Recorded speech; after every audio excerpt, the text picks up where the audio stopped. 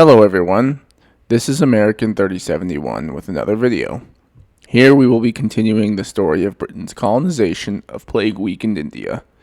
If you want to watch the first part, just check out my previous video about this topic.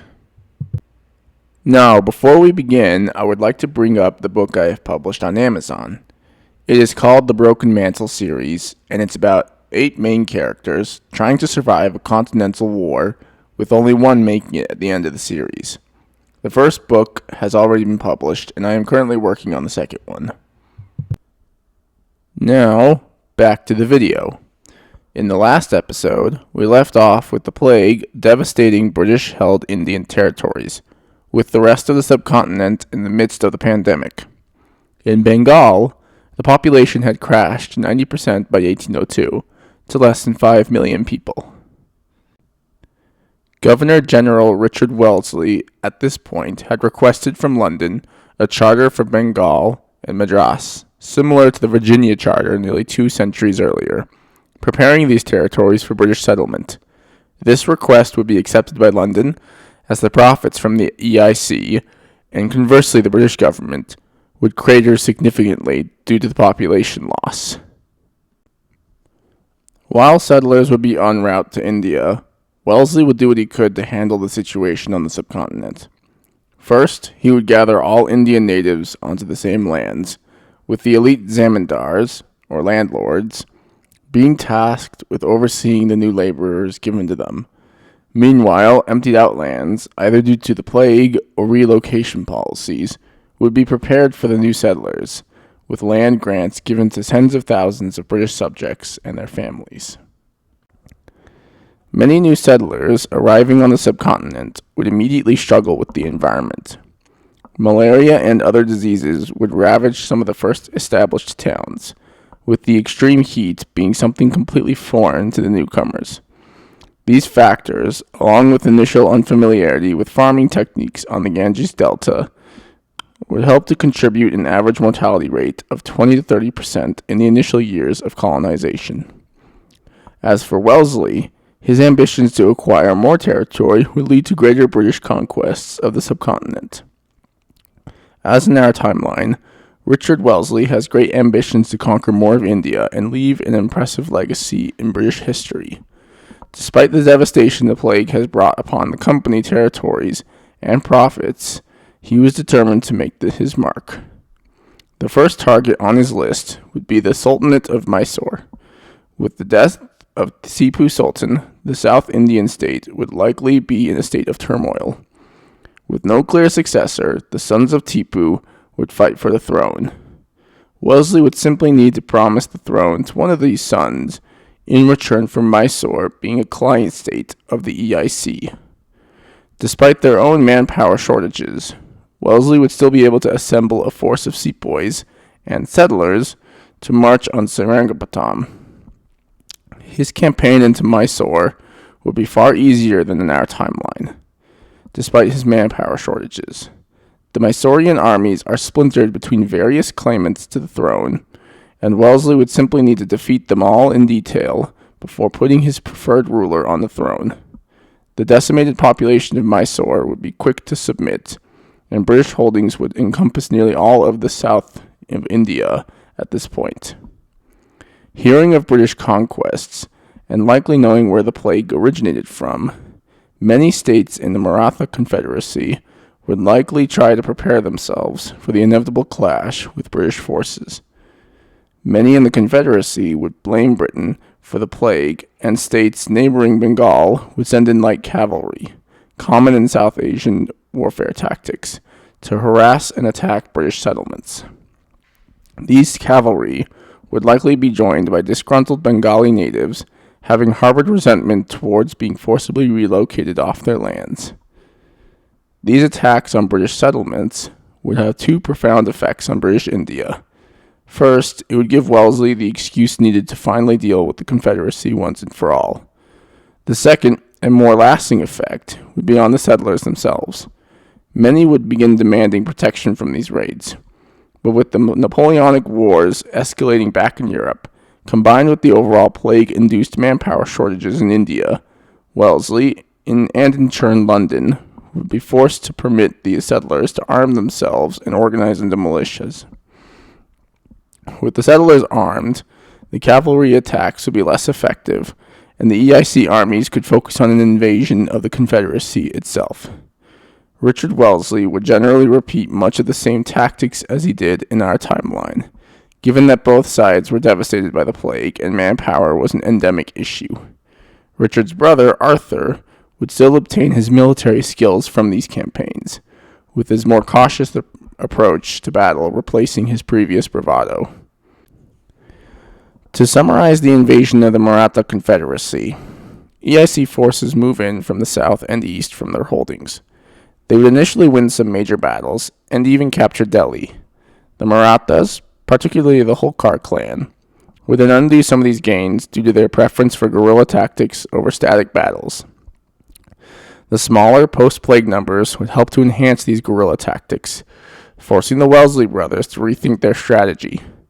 This would mark an important shift in Arthur Wellesley's tactical methods, from aggressive to cautious, and would help him to learn about logistics and guerrilla warfare that would serve him well against French forces in Spain and Portugal later on.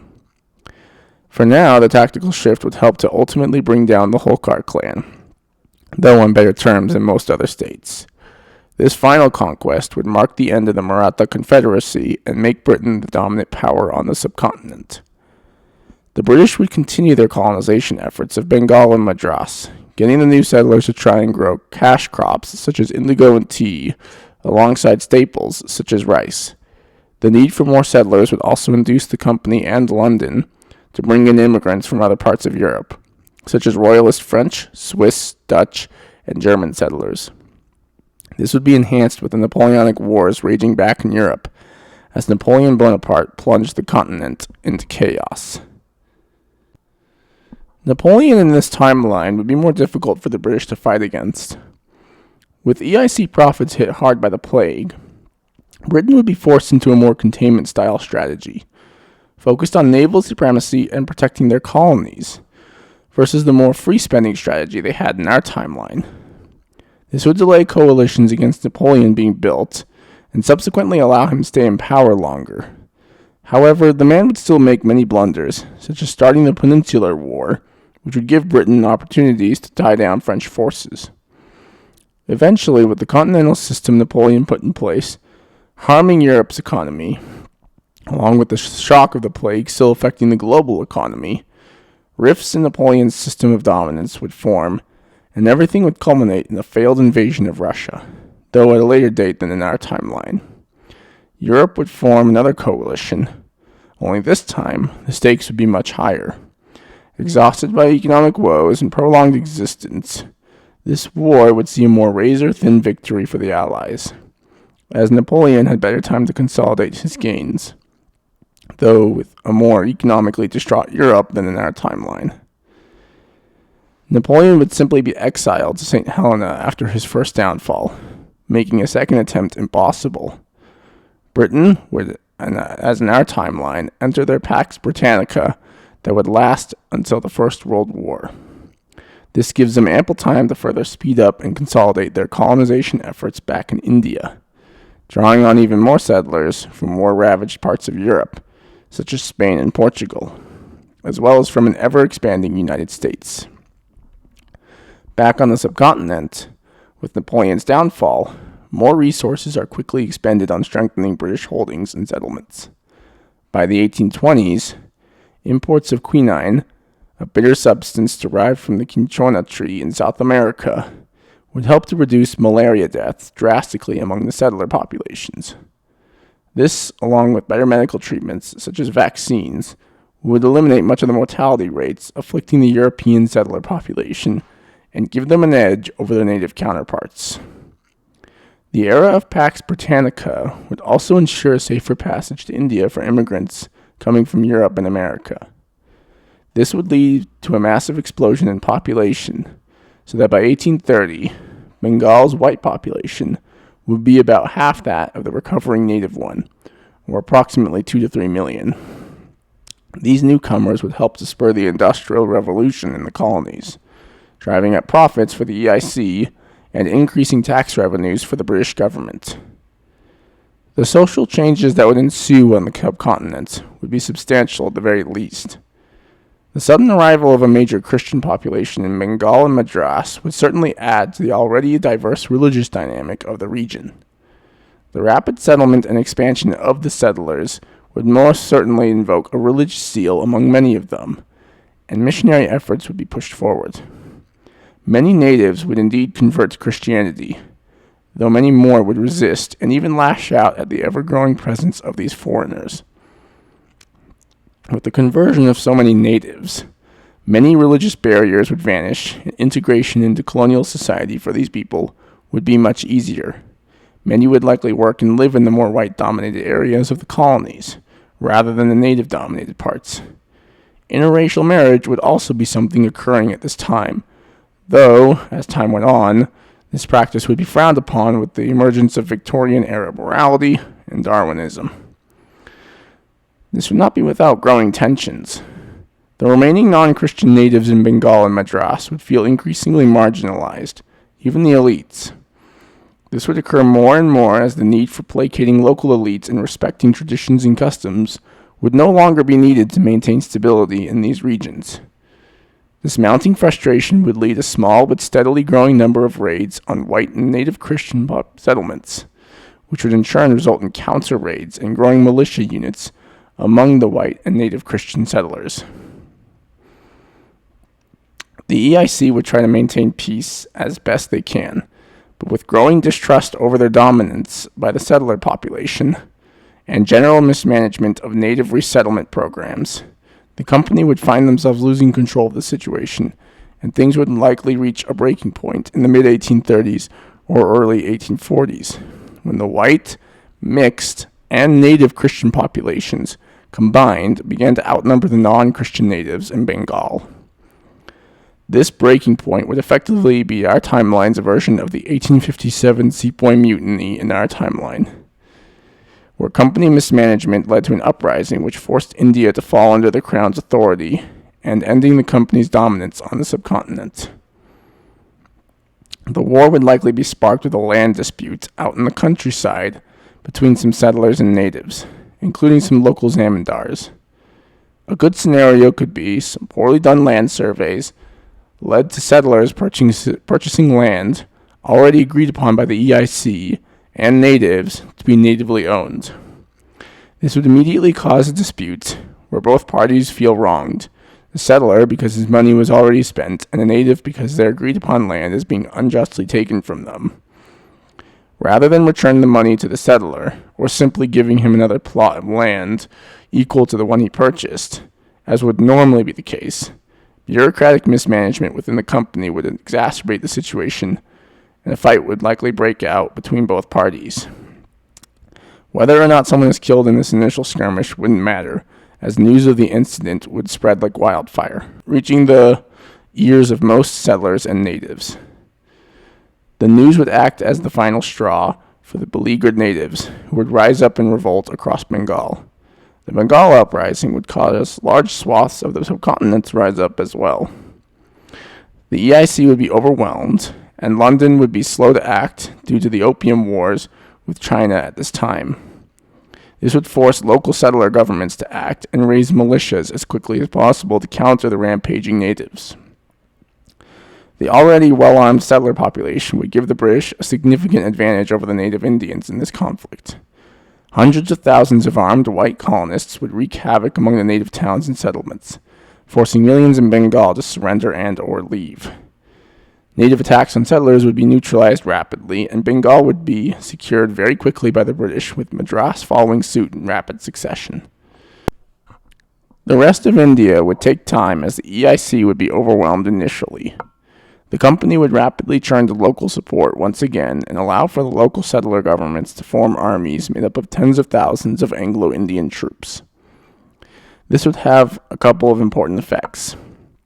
First off, it would give the settlers greater autonomy and power as they are able to form their own militaries. It would also bolster the settlers' ties to the land as they fight for their homes and families, and not just for empire or profits.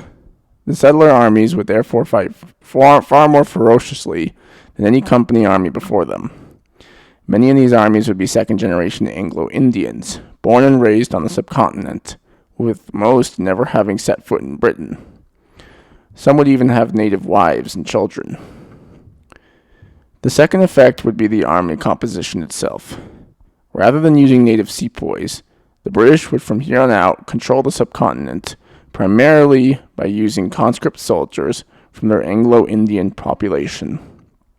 Whites, mixed race, and Christian natives have a large enough population at this point that using sepoys would be generally unnecessary, save for local reasons.